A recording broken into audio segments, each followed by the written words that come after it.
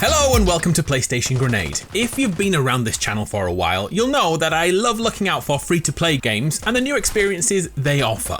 Vigor is a game I've been monitoring for a long time, and it's now available on PlayStation alongside Xbox and Twitch. To celebrate Vigor on PS4 and PS5, I've teamed up with Bohemia Interactive to show you why you should download it and play it for yourself. There's a link in the description should you need it, and because this is a sponsored post, we have battle passes for Vigor on PlayStation to give away. I'll put them in the comments below. Let's set the scene. Vigor takes place in Norway. Yes, we're going to Scandinavia. Set back in 1991 after a war has ripped Europe apart and humanity is breathing its last gasps of survival. But this apocalypse isn't the cliched zombie hordes, it's filled with real life players with the same core goal: survive at all costs.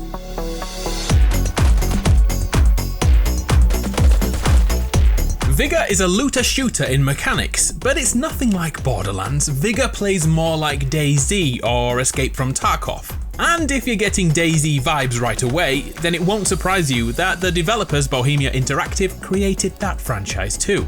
We are sent into moderate-sized maps and face off directly with other players. It's actually possible to check their loadouts before the game even begins to change your tactics on the fly. And from there, the objective is simple: grab as much loot and upgrade items as possible, then leave the map through the multiple exit points shown in orange. Simple, right? It's possible to get in and get out unseen, as survival is the main ingredient here, although gunplay is a very close second.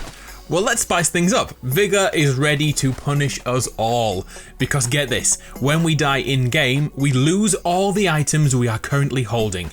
It's all gone. If we crafted a P90 and lose it in the field, it won't be available in your next encounter. This single core mechanic changes everything in a way which is really hard to explain. It's a feeling you may not have felt before.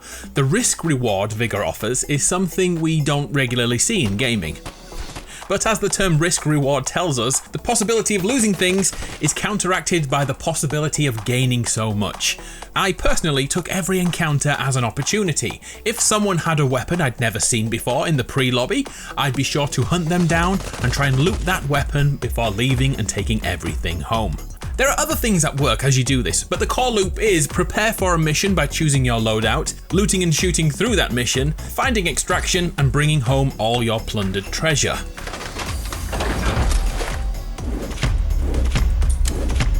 To add to this are a bunch of elements to keep gameplay fresh and tactical.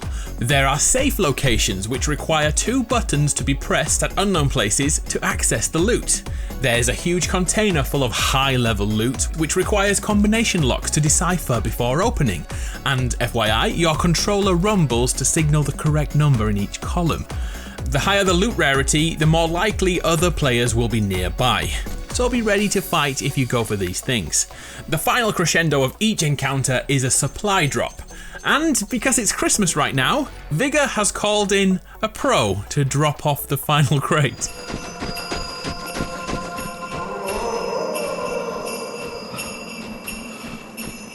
Santa is just one of the regular updates you can expect to find playing Vigor, but I don't think he'll be here all year round. Anyway, back to the final crate. This airdrop is where the potential for the best loot lies. The entire encounter lasts about 15 minutes, unless you extract early, but those who stay to the end have one thing in common: they all want that final drop. Some players use the cash as bait, others get in and get out and escape as quickly as possible. The kicker is, everyone knows where the final drop is, and once it's picked up, the entire lobby know your location constantly, making for extremely tense final moments. Risk reward is everything in this game, and it's brilliant. Oh, and one more thing, stay too long and toxic radiation will engulf the map. Keep an eye out for these markers which represent the flow of radiation. If you're successful and escape with the supply drop, it's now waiting for you back at base and looks like this. And it's all linked to rarity and tiers. So you may be wondering, why are we collecting glass and nails and grow bags? That is for our home, the shelter. Everyone has their own version of this place, and in between missions we return here to plan the next encounter and upgrade our utilities. This aspect of Vigor most surprised me and became the reason I wanted to play more. This hub shelter is the entire reason we loot. Every single resource we bring back helps build this home. This is both visually, the shelter gets overhauled and becomes your dream house. And of course, every dream house needs a bunker full of weapons that you can craft. And your favourite music can be played on guitar. Hey! But this goes far beyond looking nice. Each upgrade impacts your gameplay or future choices. The key upgrade is your crafting table. Get this upgraded as soon as you can. This will be the spot we construct all our weapons using the materials we find in the field. And that's the same for ammo and meds. As we unlock blueprints, more weapons are craftable and our arsenal grows. Other areas shouldn't be neglected either. Upgrading the wood log will actually generate materials every hour. The utility room upgrade reduces the cost of consumables. And check this one out, the antenna at the shelter can be upgraded and allows you to earn 3.39 crowns a day at a base rate. That's the in-game currency constantly being earned when you're not playing. Sheer madness, literally giving us free money to spend in-game. One of the key uses for crowns are cosmetic items and the battle pass, and this season is the season of the junkers. A new set of weapons and cosmetic items which link into the post-apocalyptic junker vibe like you see in Mad Max or Fallout 3. We've all become accustomed to a battle pass, and like usual there's a free version and there's a version which is premium, you'll need crowns to buy it. Unlike many other games, every single tier has a reward, from crowns to crates to military grade weapons. The premium tier offers the most customization options and links back to the junker theme. Hockey masks, Air Force attire, everything is themed to the season, and once that season's gone, you can't get this stuff anymore. And I've noticed, as this is a new game on PlayStation, it's extra nice to stand out and look intimidating in the pre-game lobby.